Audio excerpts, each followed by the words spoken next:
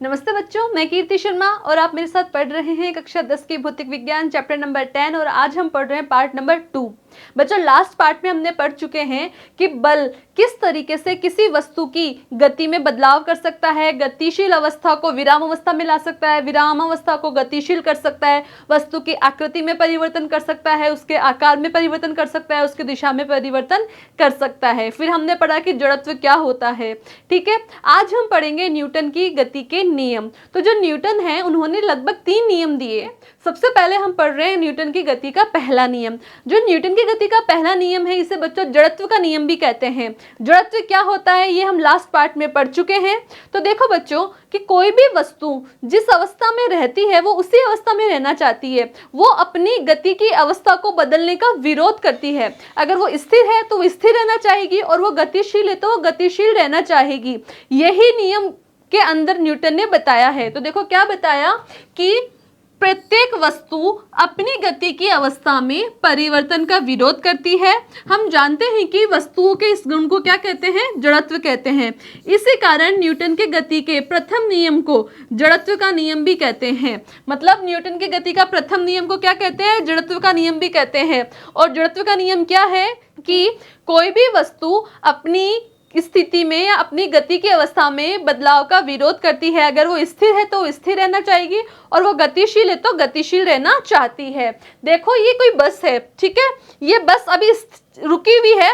अभी जैसे ही चलना शुरू करती है तो ये जो यात्री पकड़े हुए होते हैं इस बस को, बस जैसे ही चलेगी तो यात्री क्या है, पीछे गिरना शुरू हो जाते हैं। तो पीछे क्यों गिरे, तो देखो पहले क्या है, वो बस स्थिर थी, ठीक है, और वो व्यक्ति भी अंदर स्थिर था। लेकिन अब बस ने गति की, बस तो गति की, वो चलना शुरू हुई, जैसे आगे चली, लेकिन जो व्यक्ति है वो स्थिर रहना चाहेगा। ठीक है, अब जो बस है ये जो बस है, इस बस के ऊपर ये जो व्यक्ति खड़ा है, अब ये क्या है, इसके पैर इस बस से टच है, ठीक है, लेकिन जैसे ही बस चलेगी तो इसके पैर क्या है, बस के साथ आगे जाएंगे, लेकिन इसका शरीर क्या है, शरीर तो वहीं रहना चाहेगा। तो बस तो क्या है, आगे चली जाती है और ये वहीं रहना चाहता है। तो इसी कारण क्या है, उसको ऐसा लगता है कि बस चलने पे मुझे पीछे धक्का लग रहा है। इधर देखो, रुकी हुई बस में खड़े यात्री एकाएक बस चलने पर पीछे की ओर क्यों गिरते हैं, तो इसलिए गिरते हैं जड़त्व के कारण। क्यों, क्योंकि जो व्यक्ति है वो क्या चाहेगा कि वो पहले स्थिर था ना, वो अभी भी स्थिर ही रहे, लेकिन बस गति करती है तो उसके साथ साथ क्या है, वो बस के अंदर है तो उसके पैर भी गतिशील हो जाते हैं, लेकिन उसका जो शरीर है वो स्थिर अवस्था में रहना चाहता है, इसलिए उसको ऐसा लगता है उसको पीछे की तरफ धक्का लगा है। देखो आगे, यात्रियों के पैर बस के संपर्क में होते हैं।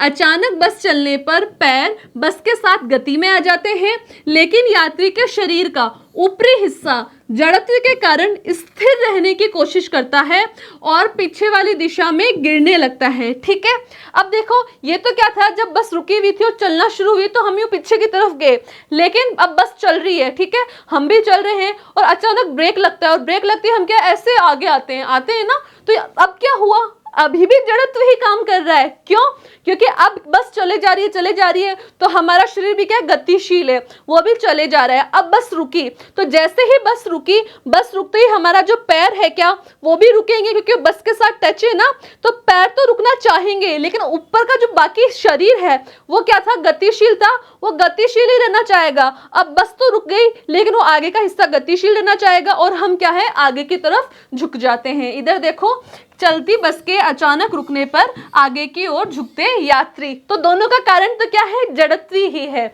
इसलिए गति का जो पहला नियम है उसको हम क्या कहते हैं, जड़त्व का नियम भी कहते हैं। आगे देखिए बच्चों, एक बात आती है संवेग। संवेग क्या है, तो देखो बच्चों, हमने पढ़ा लास्ट पार्ट के अंदर कि 2 गेंद थी, एक तो क्रिकेट की गेंद थी और एक टेबल टेनिस की गेंद थी, दोनों समान वेग से आ रही है, तो किसको रोकने में जोर आएगा, ज्यादा बल लगाना पड़ेगा क्रिकेट वाली को। क्यों, क्योंकि उसका द्रव्यमान ज्यादा था। लेकिन अब आपके पास 2 बॉल है, दोनों का द्रव्यमान अलग अलग है और दोनों का वेग भी अलग अलग है, तो अब आप बताओ कि आप किसको रोकोगे। तो जैसे ही यहाँ पे वेग अलग हो जाता है और द्रव्यमान भी अलग आ जाता है, तो बात आती है बच्चों संवेग की।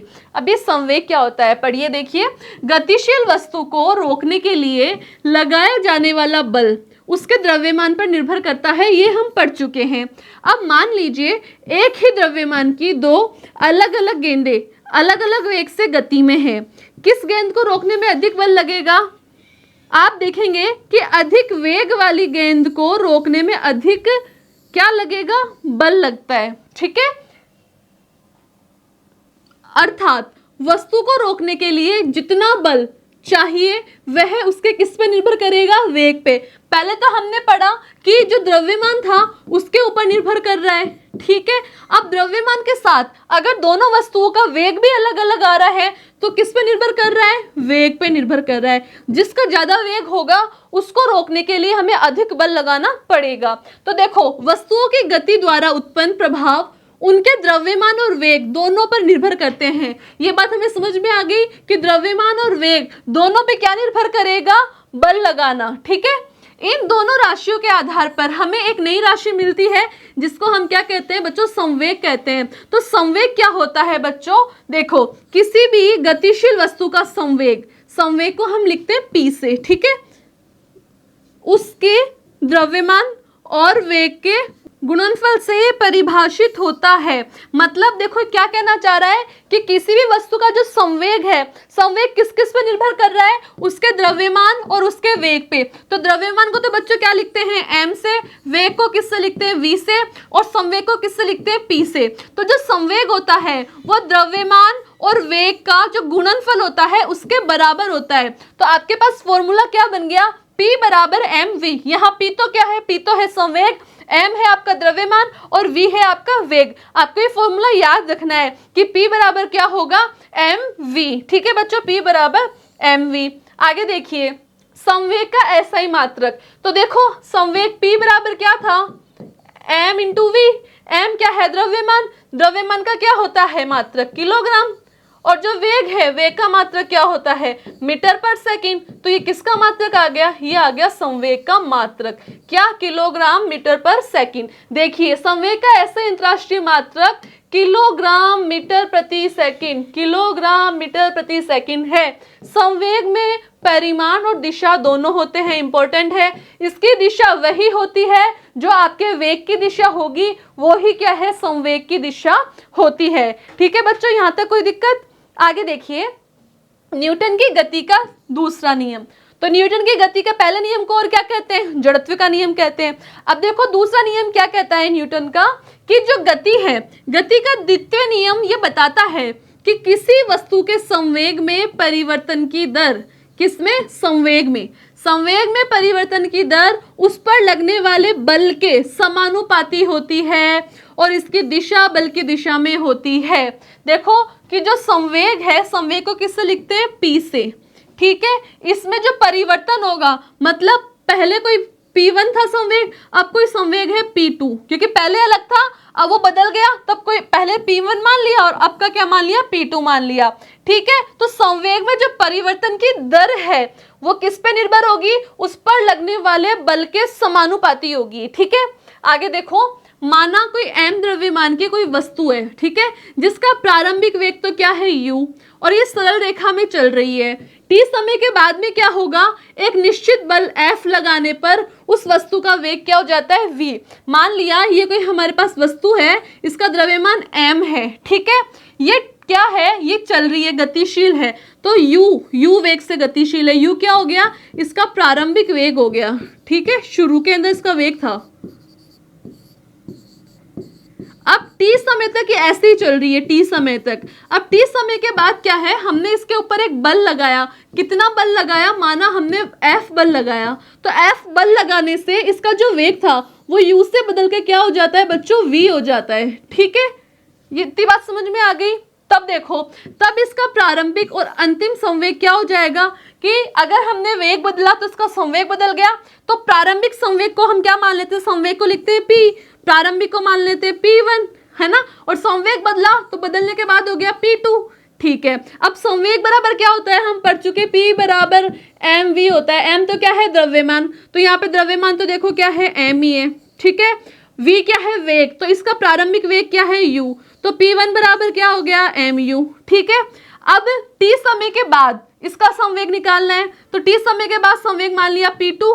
ठीक है, संवेग का फॉर्मूला P बराबर mv तो m तो क्या है, द्रव्यमान उतना ही है, और वेग क्या हो गया t समय बाद v, तो यहाँ क्या आ जाएगा v, तो P2 बराबर mv।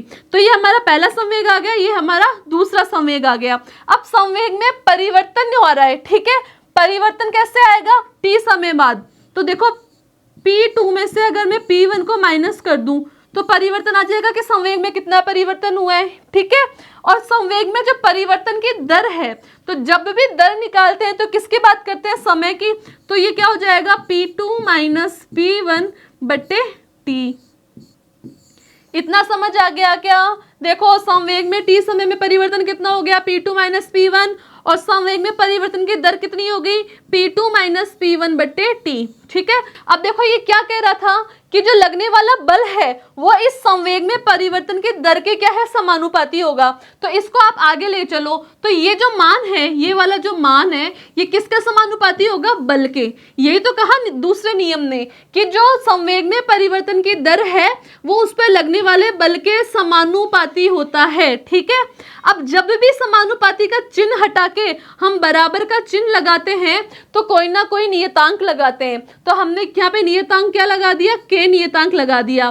तो f बराबर क्या हो गया, f बराबर k P2 माइनस P1 बटे T। इतनी बात समझ में आ गई क्या? यहाँ पे k क्या है, यहाँ पे k आनुपातिक स्थिरांक है, ठीक है। आगे देखिए, इस फॉर्मूले को लेके चलते हैं हम आगे, और यहाँ पे हम क्या इनके मान रख देते हैं। हमने पढ़ा f बराबर k P2 माइनस P1 बट्टे T, यही पढ़ा ना। और P2 माइनस P1 के मान हम पहले निकाल चुके हैं।